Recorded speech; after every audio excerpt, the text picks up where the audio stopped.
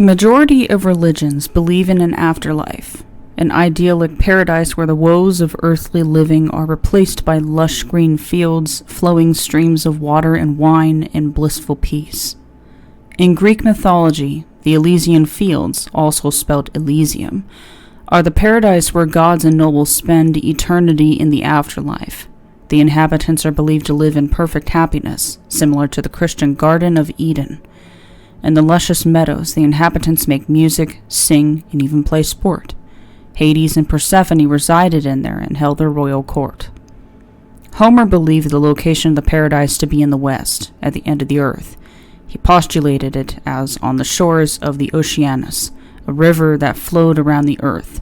Hesiod referred to the Elysian fields as the Isle of the Blessed, and considered them to be located in the same area.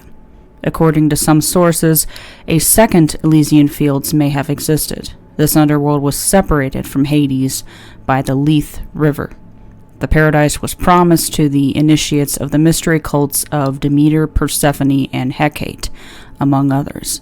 They were taught that if they lived virtuous lives, they would be elevated to the status of a god upon their death and become immortal. With their newfound immortality, they would be able to gain access to their promised utopia and live in eternal bliss. On occasion, the two concepts of the Elysian fields were combined, and if a soul passed through the netherworld, Elysian 3 times, it would then progress on to the Isle of the Blessed, or ultimate paradise. When later Greek writers assessed the legend of the Elysian fields, they postulated the location to be at the mouth of the river Danube, and the Isle of the Blessed potentially in the Atlantic Ocean. Homer describes the Elysian fields as a paradise in his works The Odyssey.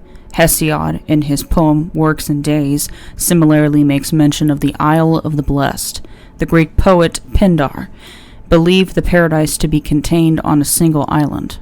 Virgil describes the fields as being shady, with temperate weather, and possessing its own sun and stars.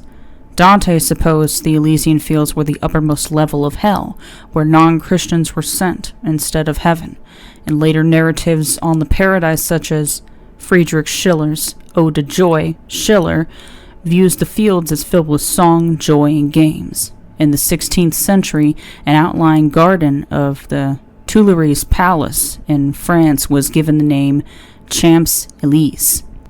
The name translates as the Elysian Fields and was later retained by the iconic avenue in Paris.